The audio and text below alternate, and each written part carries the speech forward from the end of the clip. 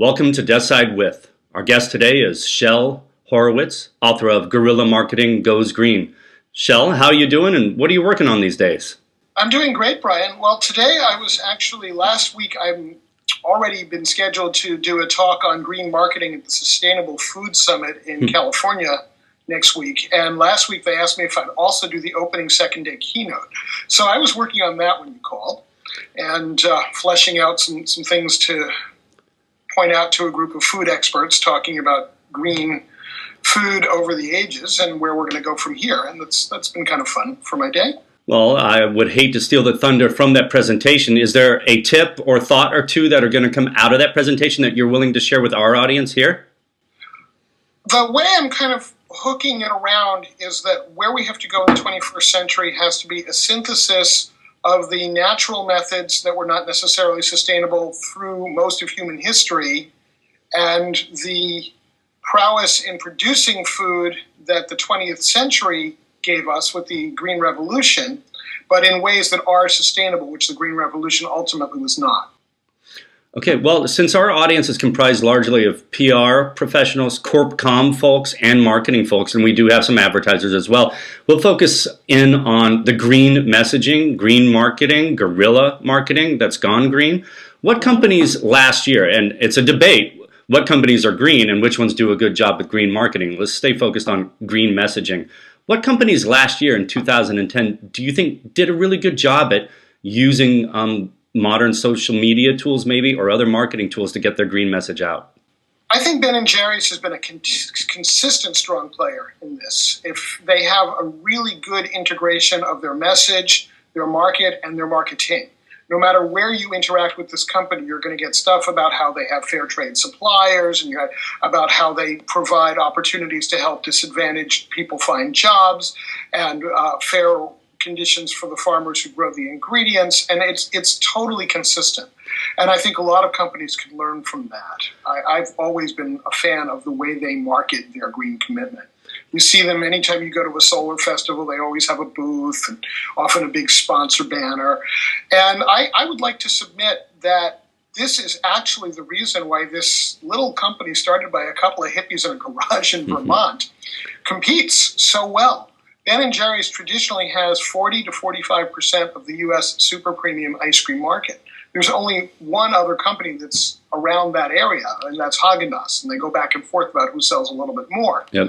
But the other hundreds of players together have the tiniest slice of the market, and these two giants, one of them is there because of corporate power, but the other is there because of sustainability messages. Can you point to a specific marketing tactic or tool, maybe how they use Twitter or maybe their Facebook presence? I'm not sure. Can you point out a specific tactic you think that they employ very well and what the tip might be for others in marketing? I don't actually follow them on social media, so I don't know what they're doing in that space. But I can think of some other Ecopreneurist, for example, is a green blog, and I think of how they use social media very effectively to talk about new content that's up on the website, to try to engage people and have discussions. And I think you'll be seeing a lot more of that from companies that are understanding that the real power of social media is the building of relationships over time. Do you want to throw out that URL for that blog again? So I'll throw it up on the screen later. It's Twitter, Ecopreneurist, and then I don't remember if it's ecopreneurist.com or .org. ECOPRENEURIST.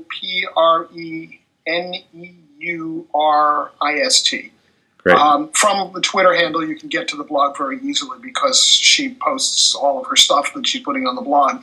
She feeds it into Twitter. Great. Good example then. The auto show, I think it was last week. I remember reading a lot of headlines about companies engaged in big green turnarounds. True or not true? And what do you think were some of the green marketing takeaways from the recent auto show? I think you're seeing the maturation of the early phase of the market for alternative fuels. The Leaf is on the market. The Volt is on the market now. Tiny little fossil fuel cars like the Smart are beginning to make some inroads. Of course, the Prius has been around for several years, and hybrid offerings from not only Toyota, but also Ford, Honda, a lot of other companies.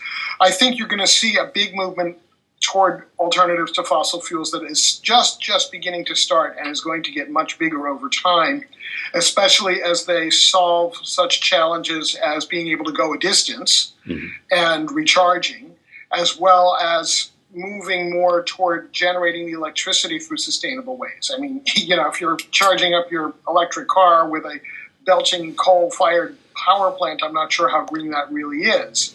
But if you've got solar panel right on the roof of the car, it could charge as it goes down the highway. I bet you'll be seeing those on the market in a couple of years. Great, good overview. One of my favorite companies is Patagonia, and their image. Yeah, they have solar panels all over their roofs out here in Ventura. So a great company, and I think they do a good job in marketing their message as well. They do, and one of the reasons they do, I think, is that Mr. Shinar, the founder, I hope I'm pronouncing that right. Yep. He founded the company because of his own interest in the outdoor activities, and he was looking for suppliers, and he decided to be the supplier since he couldn't find what he was looking for. So it's a very authentic company where the founder's vision is very directly related to the products and the audience, and they've been really good on sustainability stuff, including the fabrics they use and how they're manufactured and a whole host of other issues. Yep. They're one of my favorite companies to talk about. Absolutely. Great company, and Fletcher Chenard is his son, and he shapes green surfboards. That I have one of those. Cool. Let's talk a little bit about, let's go to the ugly side of this. What companies, greenwashing is still a term. If you Google it, it pops up all over the place. What are some companies who you think are still guilty of greenwashing, getting the green message out without practicing what they preach? Well, the one that really rubbed our faces in it this year was BP, of course. BP actually conned a lot of people in the environmental movement, including me, talking about how they were beyond petroleum and this whole new approach. And then it turns out that they are so totally unprepared to be a leader in this space that when we did have the Deepwater Horizon accident, which was preventable, they responded very poorly. Their CEO at the time it would have been laughable, except that the consequences were so bad. Yeah. And it really shows us that the way we've been getting our energy as a society really needs to change. We cannot rely on these huge, capital-intensive, massive, and very, very dangerous projects, whether it's deep water oil drilling or nuclear power or whatever it is. We need to be looking at bringing energy back to the community or even the household level much more, and using renewable and safe methods of powering our economy. These issues you point out also go to our IR audiences and issues of sustainability. So great takeaways here and examples of what to avoid for all of our... For IR in particular, I think it's important to note that for years, companies that have gone down the sustainable path, that have taken green initiatives, that have run themselves ethically, tend to outperform on the stock market those companies that are not doing this. And I don't think that's a coincidence. Just look at one issue out of many, and that's that companies that are not getting sued for violating various laws spend less time and money in court and therefore are more profitable. Great point. Absolutely. How do you stay up to date on green issues, green marketing issues? What sites, what reporters, what blogs do you follow? I spend a lot of time on Twitter, and it's fairly random what I end up going to, but I do tend to visit a lot of articles on Ecopreneurist, on Triple Pundit, on Planet Shifter. There's so many of them. Green Biz. I actually had an article published on Green Biz a few months ago. Sometimes Huffington Post. It's really a very large number. It's great because as recently as 5 or 6 years ago, there weren't a lot of resources in that space, and you had to hunt. And now the more of the problem is to paddle your canoe out from under the waterfall that's falling on top of you, of this amazing amount of information and really interesting, innovative stuff. I think the whole green sector is going to explode very positively, much like the auto industry did, say, around 1915, 1920, because we're just on the point where technologies that will be very, very common in 5 years are very new and different and creative.